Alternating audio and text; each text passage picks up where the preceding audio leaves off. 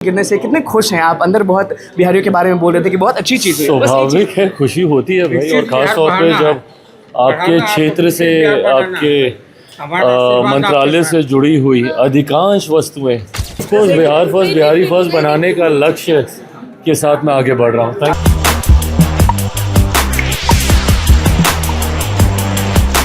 नमस्कार, मैं हूं अनुकुल तिवारी और आप वॉइस हब देख रहे हैं। हमारे साथ चिराग पासवान मौजूद हैं जीएसटी के। बस एक चीज़ चिराग जी कि चिराग जी एक चीज़, बस एक लाइन कि जीएसटी गिरने से कितने खुश हैं आप? अंदर बहुत बिहारियों के बारे में बोल रहे थे कि बहुत अच्छी चीज़ है। स्वाभाविक है, खुशी होती है भाई। और खास तौर पे जब आपके क्षेत्र से, आपके मंत्रालय से जुड़ी हुई अधिकांश वस्तुएं जब 5 और 0% के दायरे में आती है तो खुशी होती है। Thank you. बिहारी फर्स्ट पे एक लाइन, क्योंकि आप हमेशा कहते हैं Bihari first. Of course Bihar first, Bihari first बनाने का लक्ष्य के साथ मैं आगे बढ़ रहा हूँ। Thank you. ये जिम्मेदारी आप सबके कंधों पर भी आती है कि अब उस व्यवस्था का हम लोग निर्माण करें, उस पूरे इकोसिस्टम का हम लोग निर्माण करें।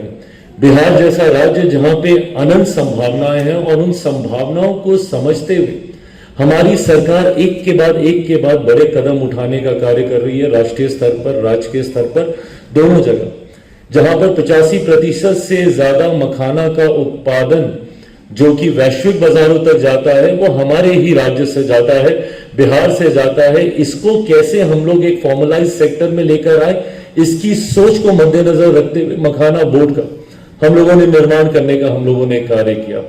ये पुनः वो मदद थी जो हम लोगों ने अपने किसान साथियों को देने का प्रयास किया और इसके पीछे की सोच पुनः वही है कि कैसे हम अपने किसानों की आर्थिक सशक्तिकरण की ओर हम लोग कार्य कर सकें। ऐसे में प्रसंस्करण मैं मानता हूं कि एक बहुत बड़ा क्षेत्र है जिसके माध्यम से न सिर्फ हम लोग किसानों की आर्थिक मदद कर सकते हैं, उसको आर्थिक तौर पर हम लोग मजबूती दे सकते हैं, बल्कि at the same time through processing industry हम लोग जॉब अपॉर्चुनिटीज क्रिएट कर सकते हैं। मैं मानता हूं कि इस क्षेत्र में अनंत संभावनाएं हैं।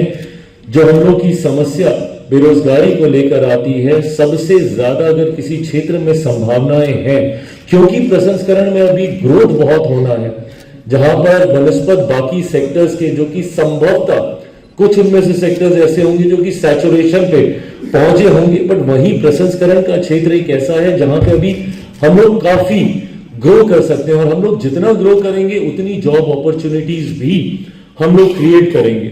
उदाहरण के तौर पर वर्ल्ड फूड इंडिया का आयोजन अभी हम लोगों ने किया और जिस तरीके का एक्साइटमेंट वैश्विक बाजारों से देखने को मिला, ये 4था एडिशन था वर्ल्ड फूड इंडिया का, बट इन 4 एडिशन में जो ग्रोथ वर्ल्ड फूड इंडिया ने देखी है, इसने ये अपने में ये दर्शाता है कि किस तरीके से निवेशक, विदेशी निवेशक भारत को एक बाजार के तौर पर देख रहे हैं, जो आना चाहते हैं यहाँ पे। और ना सिर्फ इसलिए क्योंकि भारत की आबादी में वो ताकत है।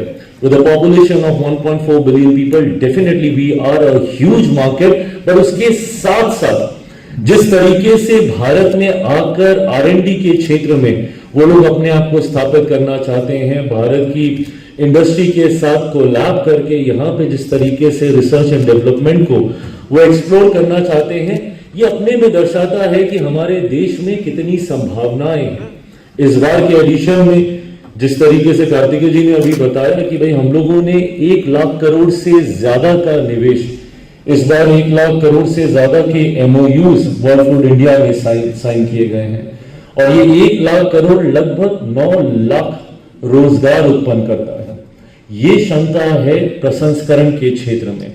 और न सिर्फ इसमें रोजगार उत्पन्न करने की क्षमता है, बल्कि ऐसे युवा साथी जो संभवतः आने वाले दिनों में अपने आप को उद्यमी के तौर पर देखते हैं, उन उद्यमियों को भी स्थापित करने की व्यवस्था प्रसंस्करण का क्षेत्र देता है। आपको एंटरप्रेन्योर बनाने की सोच ये क्षेत्र रखता है।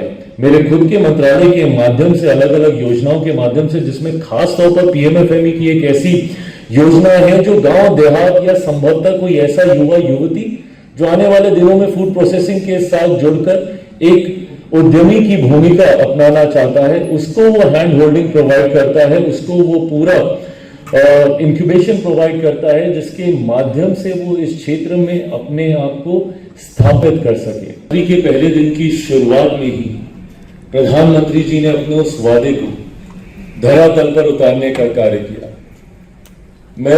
मुझे जब से ये सौभाग्य प्राप्त हुआ कि मैं खाद्य प्रसंस्करण उद्योग विभाग की जिम्मेदारी, इस मंत्रालय की जिम्मेदारी मैं संभालूं, जब से प्रधानमंत्री जी के द्वारा ये उत्तरदायित्व मुझे दिया गया, तब से निरंतरता में जितना संपर्क मेरा इंडस्ट्री के लोगों से हुआ, एक विषय जो बार बार निरंतरता में आप सबके द्वारा उठाया जाता था वो था जीएसटी रिफॉर्म को ही लेकर।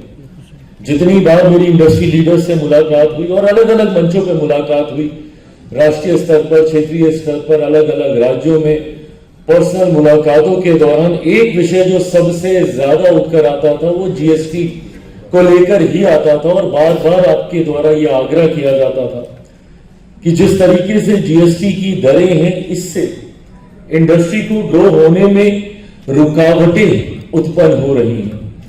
ऐसे में आप सबने ये मांग बार बार की थी और मैंने भी आपको ये विश्वास दिलाया था कि मेरा प्रयास बतौर मिनिस्टर फॉर मॉफपी ये रहेगा कि मैं वो ब्रिज बन सकूं आपके और सरकार के बीच में। आपकी बातों को मैं सरकार के हर उस मंच तक लेकर जा सकूं जहां पे आपकी समस्या का समाधान हो सके। आज मुझे खुशी है कि साल भर के आसपास हुआ है मुझे इस मंत्रालय की जिम्मेदारी संभाले हुए, और इन साल भर के भीतर हमारे फूड प्रोसेसिंग सेक्टर की जो सबसे बड़ी समस्या थी, उसका सबसे ज्यादा लाभ अगर किसी सेक्टर को मिला है तो वो हमारे ही सेक्टर को मिला है। फूड प्रोसेसिंग के अलग अलग वर्टिकल्स को अगर आप देखें, जिस तरीके से रियायतें दी गई हैं और लगभग 95% हमारी कमोडिटीज ऐसी हैं जिनको 0 से 5% के दायरे में लाया गया है।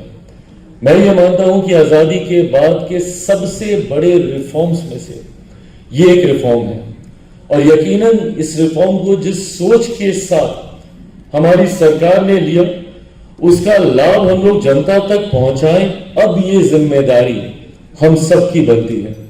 और आज जब मैं यहां आप लोग के बीच में मौजूद हूं, आप सबके विषयों को सुनते हुए पुनः यह आग्रह एक बार आपसे करूंगा कि जिस सोच के साथ मेरी सरकार ने, मेरे प्रधानमंत्री जी ने, वित्त मंत्री जी ने जीएसटी को लेकर इतने बड़े रिफॉर्म्स लिए हैं, अब समय आ गया है कि इसका लाभ हम लोग उन कंज्यूमर्स को भी दें जिनकी सोच को मद्देनजर रखते हुए मेरी सरकार ने यह फैसला लेने का कार्य किया। मुझे खुशी है कि जब ये रिफॉर्म्स अनाउंस हुए, उस दिन से लेके जिस दिन से ये इंप्लीमेंट होने थे, दैट वाज 22 सितंबर, इस दौरान ही इंडस्ट्री ने वो तत्परता दिखाई। मेरे अलग अलग एसोसिएशन से मेरी मुलाकातें हुई, और मैं सिर्फ अपने ही सेक्टर की बात नहीं कर रहा, मैं हर सेक्टर की बात कर रहा हूं, भले वो टेक्सटाइल हो, ऑटोमोबाइल्स हो, जितने भी सेक्टर्स हैं, उन्होंने खुद प्रोएक्टिवली सामने से आके उन्होंने ये तत्परता दिखाई कि वो किस तरीके से वो उपभोक्ताओं को, कंज्यूमर्स को इसका लाभ देने के लिए स्वतः वो लोग तैयारी कर रहे हैं।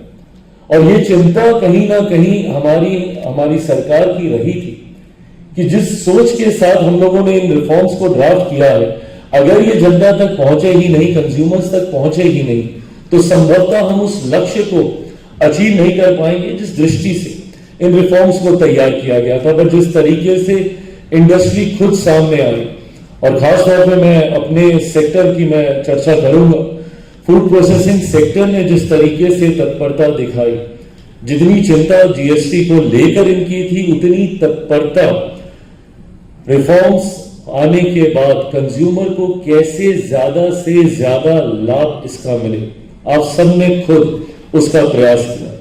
और लगभग पिछले एक हफ्ते में हम लोगों ने इस बात का अनुभव भी किया है कि वो लाभ धीरे धीरे जनता को मिल रहा है। पर यह सिर्फ क्षणिक या तत्कालिक लाभ की सोच के साथ इन रिफॉर्म्स को नहीं किया गया, इसके दूरदर्शी परिणाम भी होंगे, उसको भी सोच में रखा गया है। और अब जहां आपने तत्कालिक जो इसके लाभ मिलने चाहिए थे कंज्यूमर्स को, वो आपने देने का कार्य किया, वो आपने देने का प्रयास किया। अब इसके दूरगामी जो लाभ जनता को मिलने चाहिए, मैं अब आप सबसे क्योंकि इस कमरे में एक बड़ी संख्या में इंडस्ट्री लीडर्स यहाँ पे मौजूद हैं जो कि खाद्य प्रसंस्करण क्षेत्र के साथ जुड़े हुए हैं। अब मैं चाहूंगा कि धीरे धीरे उस पर भी हम लोग चर्चा शुरू करें। जब ये जीएसटी रिफॉर्म्स हुए तो स्वाभाविक है buying power, buying capacity consumers की बढ़ेगी। उनकी जब जेब में जब ज्यादा पैसा बचेगा तो वो ज्यादा डिमांड क्रिएट करेंगे मार्केट में, कंजप्शन ज्यादा होगा। जब कंजप्शन ज्यादा होगा तो स्वाभाविक है कि इंडस्ट्री को भी ग्रो करने का मौका मिलेगा। अब यहाँ पे बैकवर्ड लिंकेजेस को मद्देनजर रखते हुए कैसे हम लोग व्यवस्था को और ज्यादा सशक्त करें, यहां से अब हम लोग को उसका प्रयास अब शुरू करना है। जहां एक तरफ हम लोगों ने रिफॉर्म से डिमांड क्रिएट होंगी, ये हम लोग सब जान रहे हैं, बट कैसे हम लोग अब इस डिमांड का लाभ लेकर अपना विस्तार हम लोग करें, खाद्य प्रसंस्करण का विस्तार हम लोग। और खासतौर पर आज मैं बिहार में हूं और बिहार के साथी यहां पर मौजूद हैं। अब मैं आप सबसे इस बात का आग्रह करना चाहूंगा कि अब प्रसंस्करण का विस्तार करें। ये कहीं ना कहीं विडंबना हमारे राज्य की रही है कि कृषि प्रधान राज्य होने के बावजूद फूड प्रोसेसिंग सेक्टर को जितना अभी तक ग्रो यहां पर होना चाहिए था, संभवतः वो उस तरीके से नहीं हुआ।